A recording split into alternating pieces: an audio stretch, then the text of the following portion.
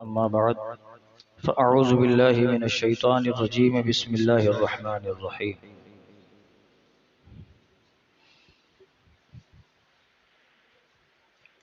आज तीसरे पारे की तफसीर अल्लाह रब्बुल आलमीन जल्ल शानुहु व अम्मा नवालुहु कुरान मजीद में फरमाता है। उसका खुलासा ये है कि मोमिन का ताल्लुक़ अल्लाह से मजबूत और मजबूत तर है। यानी कोई भी मोमिन अल्लाह तबारक व तआला के ताल्लुक़ से कमज़ोर नहीं है। हर मोमिन का ताल्लुक़ अल्लाह से मजबूत है। अल्लाह मोमिनों को अंधेरों से निकाल कर नूरानी बनाता है, क्योंकि वो हमारा वाली और मददगार है। और मोमिन अल्लाह के माल को अल्लाह की राह में खर्च करते हैं, जबकि काफिरों के हिमायती शैतान है। हज़ारहा लोग ऐसे हैं कि जिन पर करोड़ों रुपए ज़कात फ़र्ज होती है, लेकिन वो ज़कात नहीं निकालते और कोई ना कोई हीला बहाना करके और अपने आप को बचा लेते हैं। साल गुजरने नहीं देते, 6 महीने बाद ही अपने पैसे को किसी और की मिल्कियत में ट्रांसफ़र करके और अपनी मिल्कियत ख़त्म करवाते हैं ताकि हम पर ज़कात फ़र्ज ना हो। और फिर जब साल ख़त्म हो जाता है तो फिर दोबारा वो पैसे अपने नाम करवाते हैं। इस तरह बड़े बड़े सेठ अरबोपति लोग करते हैं। फिर फरमाया कि अल्लाह वो है कि जिसने उज़ैर अलैहिस्सलाम को चंद घड़ियों में 100 बरस की नींद दे दी। हज़रत इब्राहीम अलैहिस्सलाम ने 4 परिंदों के कीमे करके मुख्तलिफ जगहों पर रख दिया। फिर आवाज़ दी तो बोटी बोटी ज़र्रा ज़र्रा हर परिंदे का आकर इसमें अपनी जगह वापस जुड़ गया और सब के सब परिंदे जिंदा हो गए। यानी अल्लाह तबारक व तआला से हज़रत इब्राहीम अलैहिस्सलाम ने अर्ज़ की कि या अल्लाह मुझे दिखा तू कैसे जिंदा करता है मुर्दों। तो अल्लाह ने यूं जिंदा करके दिखाया। अल्लाहु अकबर। आगे फरमाया कि अल्लाह की राह में खर्च करना एक के बदले 700 गुना अता होता है। अगर कोई 1 रुपया अल्लाह की बारगाह में खर्च करता है तो अल्लाह उसे 700 गुना अता फरमाता है। यानी आगे, यानी उसकी जो अजर है, उसका सवाब है, और दुनिया में उसका रिस्क जो है वो 700 गुना बढ़ जाता है, दुगना हो जाता है। और फिर अल्लाह आगे फरमाता है कि जिसका चाहता है अल्लाह ताला डबल कर देता है, एक दाने का 1400 कर देता है। तो जिसने 1400 किया हो तो उसका, और फिर ने 14,000 किया उसका, जिसने 14 लाख किया उसका, तो जिसने जितना बढ़ाना है वो बढ़ाता रहे। फरमाया कि ये सब कुछ जो काम होता है, इखलास हो, नीयत साफ हो, खास अल्लाह की रिजा के लिए किया हो तो क्या ही बात है। मगर सदका अगर यूं करे कि जताए तो फिर वो जाया हो जाता है। ऐसा सदका कयामत में काम नहीं आएगा। आगे फरमाया कि अल्लाह तुमसे वादा करता है कि तुम्हारा माल तुम्हें हशर में कसीर करके वापस कर देगा। सुभान अल्लाह। जो ये दुनिया में आप खर्च करेंगे, अल्लाह ताला आखिरत में आपको दिखाएगा, ये देखो तुमने दुनिया में किया था खर्च। अब दुनिया को दिखाने के लिए किया होगा तो फिर तो नहीं मिलेगा।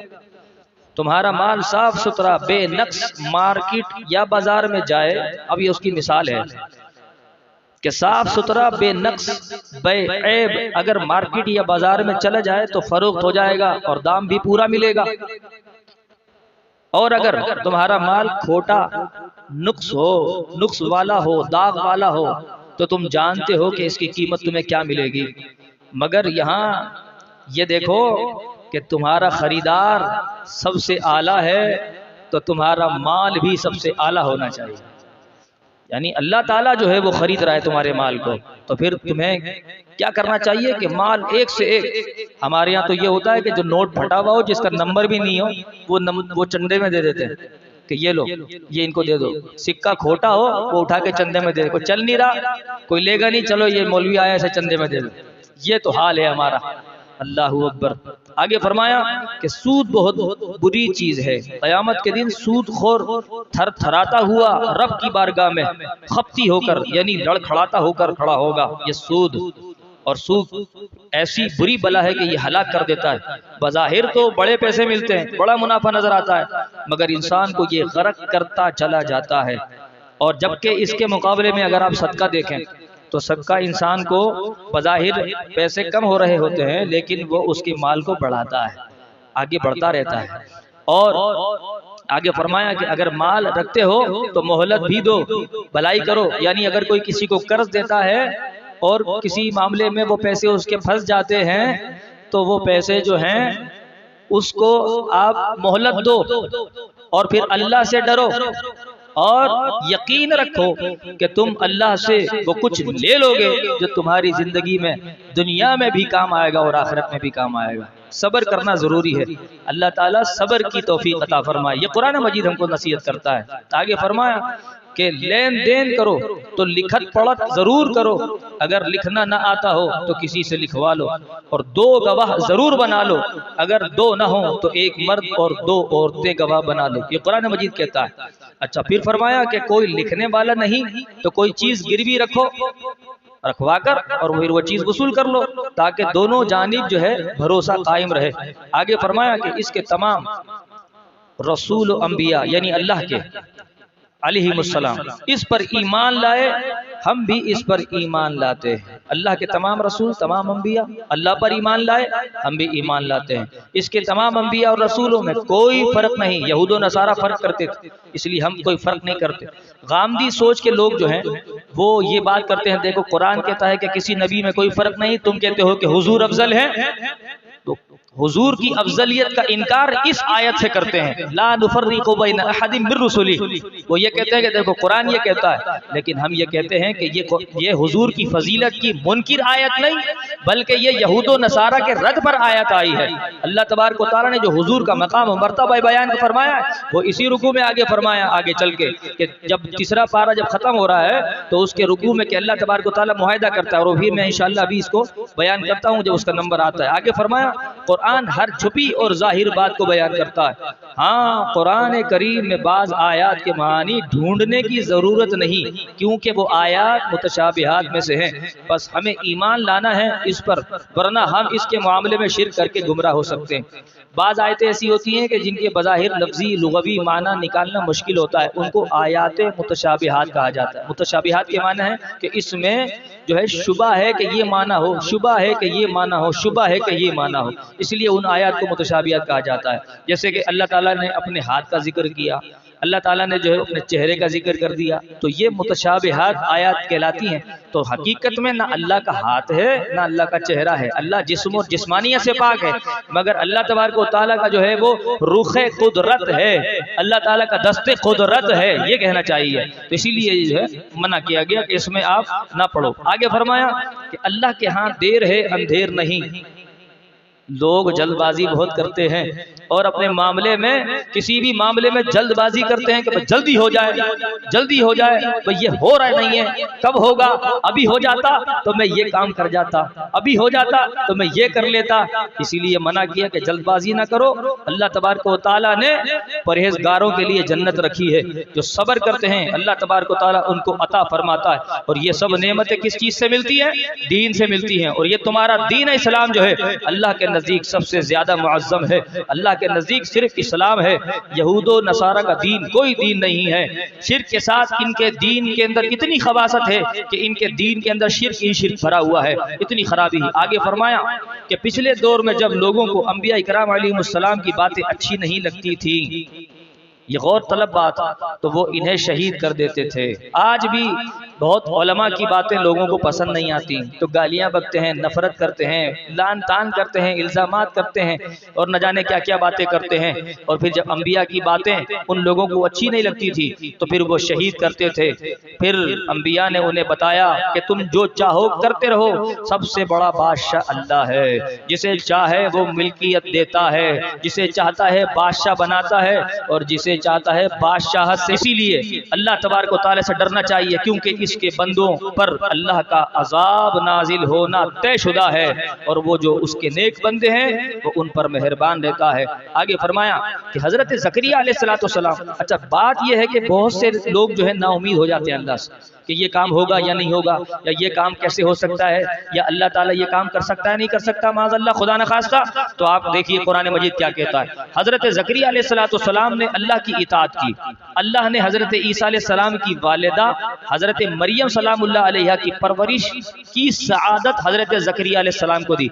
और आप बुढ़ापे में थे, आपकी उम्र 120 साल थी और हजरत यहया अलैहिस्सलाम आपके घर में पैदा हुए। आपके यहाँ औलाद हुई इतने बुढ़ापे में, वरना आदमी 70 साल का हो जाए तो उम्मीद खो देता है, अब पता नहीं औलाद होगी या नहीं होगी। लेकिन अल्लाह तबारक व तआला जब चाहे तो बुढ़ापा क्या चीज है, अल्लाह जब नेमत अता करने पे आए तो खूब करता है। इसलिए शायर और आशिक कहते हैं जब करम होता है तो हालात बदल जाते हैं।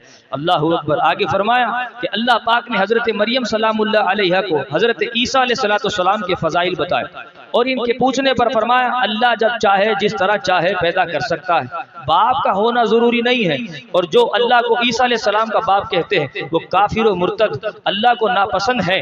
आगे फरमाया कि लोग घरों में क्या रखते हैं, ये हजरत ईसा अलैहिस्सलाम जानते थे। अंदाजा कर लीजिए कि हजरत ईसा जानते थे कि लोग घरों में क्या रखे आते हैं, वो हजरत ईसा अलैहिस्सलाम को बताते थे। हजरत ईसा अलैहिस्सलाम की ये बातें इस जमाने में इनके उम्मती भी नहीं मानते थे। हजरत ईसा जब बताते थे कि तुमने अपने घरों में ये रखा तो लोग नहीं मानते थे कि नहीं हम नहीं मानते। आज भी जब गैब की खबर रसूल करीम अलैहिस्सलातु व तस्लीम देते तो बाज लोग इनकार करते हैं कि हुजूर नहीं जानते। अल्लाहु अकबर। तो फिर इनमें और उनमें फर्क क्या रह गया, इसलिए खौफ करना चाहिए। आगे फरमाया जब अल्लाह रब्बुल आलमीन ने हजरत ईसा अलैहिस्सलाम से फरमाया कि इनकी जमीन से उठाया जाना जो है उठाया जाना है और फिर बाद में इनकी जब उम्र पूरी हो जाएगी तो फिर इन्हें वफात दी जाएगी। लेकिन बाज कम अकल लोग ये समझते हैं कि हजरत ईसा अलैहिस्सलाम का इंतकाल हो गया, जबकि उनको मालूम ही नहीं। अल्लाह अल्लाह इसके ऊपर बड़ी तफसील है, मैं तफसील में जाना नहीं चाहता। मगर हजरत ईसा अलैहिस्सलाम के मामले में लोगों को जब शक हुआ और ताज्जुब हुआ कि हजरत मरियम सलामुल्लाह अलैहा ने कैसे इनको पैदा कर दिया, बगैर बाप के तो पैदा हो ही नहीं सकता। तो फिर हजरत ईसा अलैहिस्सलाम के ताज्जुब, इनके पैदाइश पर जब इन्होंने ताज्जुब किया तो फिर कहा गया कि भाई बिन बाप के भला कोई पैदा हो सकता है, तो हजरत आदम अलैहिस्सलाम बगैर माँ बाप के कैसे पैदा होगा, ये जवाब इनको दिया। और फिर हजरत आदम अलैहिस्सलाम मट्टी से पैदा होते हैं, हजरत ईसा अलैहिस्सलाम बिन बाप के पैदा होते हैं, ये कोई ताज्जुब की बात नहीं थी। हजरत ईसा अलैहिस्सलाम अपनी सच्चाई कैसे बयान करते, फिर मुबाहिले का मामला हो गया। फिर हजरत ईसा अलैहिस्सलाम से मुबाहिला हुआ और फिर ये मामला आगे चला। इसकी तफसील को बयान करने का वक्त नहीं, आगे चलिए। फरमाया कि तौरात, इंजील और कुरान करीम का एक ही पैगाम है, गैरुल्लाह को खुदा न बनाओ और किसी को खुदा का शरीक न ठहराओ। किसी ने हजरत उज़ैर अलैहिस्सलाम को खुदा कहा, किसी ने हजरत ईसा अलैहिस्सलाम को खुदा कहा, तो किसी ने फरिश्तों को अल्लाह का मददगार कहा। अल्लाह अल्लाह। कभी लोग अंबिया अलैहिस्सलाम को अपने मजहब वाला कहते थे और आजकल नबी करीम अलैहिस्सलाम को अपनी तरह, अपने जैसा और अपने मिसल कहते हैं, माज़अल्लाह। तो इन बातों से तवज्जो करनी चाहिए और ये कहना चाहिए कि आप अलैहिस्सलाम की आल हमारी जैसी नहीं है। हुजूर की आल जब हमारी जैसी नहीं, कोई गैर सैयद नहीं हो सकता, तो सैयद के जद्दे आला नबी अकरम सल्लल्लाहु अलैहि वसल्लम वो तुम्हारे जैसे कैसे हो सकते हैं। अल्लाहु अकबर। अंदाजा कर लीजिए। फिर फरमाया आगे कि किसी का यकीन न करो मगर सिर्फ इनका जो तुम्हारे दीन के पेशवा। जब आप अपने जिस्मानी मामलात में डॉक्टर की बात मानते हैं, हर आदमी का अपना फैमिली डॉक्टर होता है, भाई हम अपने डॉक्टर से पूछेंगे, वो जो कहेगा वो करेंगे। तो फिर दीन के मामले में एरे गैरे नत्थु खेरे से क्यों पूछ लेते हो? छाबड़ी वाला पान वाला मसला बता रहा है और वो मसला सुन रहे हैं, तो ये दीन के मामले में क्यों? दीन के मामले भी अपने उलमा से पूछो, इधर उधर लोगों से ना पूछो। तुम सुन्नी हो, सुन्नी उलमा से पूछो, और तुम किसी और मजहब के लोगों के पास मत जाओ, क्योंकि सूना जंगल रात अंधेरी, छाई बदली काली है, सोने वाले जागते रहियो, चोरों की रखवाली है। अल्लाह तबारक व तआला ने करम फरमाया कि आज हम उलमा अहले सुन्नत की सरपरस्ती में हैं और अल्हम्दुलिल्लाह उलमा अहले सुन्नत मौजूद हैं, तो हमें चाहिए कि उलमा अहले सुन्नत से सवालात करें। आगे फरमाया कि हुजूर अलैहिस्सलाम आखिरी रुकू जो मैं अब अर्ज कर रहा हूँ, हुजूर अलैहिस्सलाम तमाम अंबिया कराम अलैहिमुस्सलाम से अफजल हैं। देख लिए कुरान मजीद बयान कर रहा है, क्योंकि तमाम अंबिया कराम अलैहिमुस्सलाम से अहद लेना इस बात पर कि जब तुम और तुम्हारी कौम हुजूर अलैहिस्सलाम का जमाना पाएं तो इन पर ईमान लाएं और इनके दीन की मदद करें। ये वाज़े तौर पर फजाइल पर दलालत करता है। और फिर तमाम अंबिया कराम अलैहिस्सलाम का अल्लाह के वादे पर इकरार करना और तस्लीम करना, ये बदरजाए अतम फजाइल मुस्तफ़ा सल्लल्लाहु तआला अलैहि वसल्लम पर दाल है। अल्लाहु अकबर, यही तो फजीलत की शान है। जब तमाम अंबिया से अहद लिया जा रहा है कि जब तुम अपना जमाना हुजूर के साथ पालोगे तो हुजूर की इत्तिबा करोगे। अब तुम में अफजल, इसका मतलब ये हुआ कि हुजूर हैं। अगर इत्तिबा का वादा हो रहा है तो इमाम भी साबित हो रहा है। जब इमाम साबित हो गया तो अफजलियत भी साबित हो गई है। और यही इस्लाम और इसे मानना मुसलमान है। अगर कोई शख्स इस बात को न मानता हो और इस पर बजीद हो और अपनी तरफ से नई नई शिक़ें निकाल कर अलहदा दीन और मजहब बनाए तो अल्लाह इनसे क़यामत के दिन जमीन भर सोना भी कबूल नहीं करेगा और ना कोई मददगार इनके लिए होगा। इनके लिए जहन्नम का दर्दनाक अजाब तैयार कर रखा है। अल्लाह तबारक व तआला हमें दीन मतीन को समझने, उस पर अमल करने की तौफीक रफ़ीक अता फरमाए। वमा अलैया इल्लल बलागुल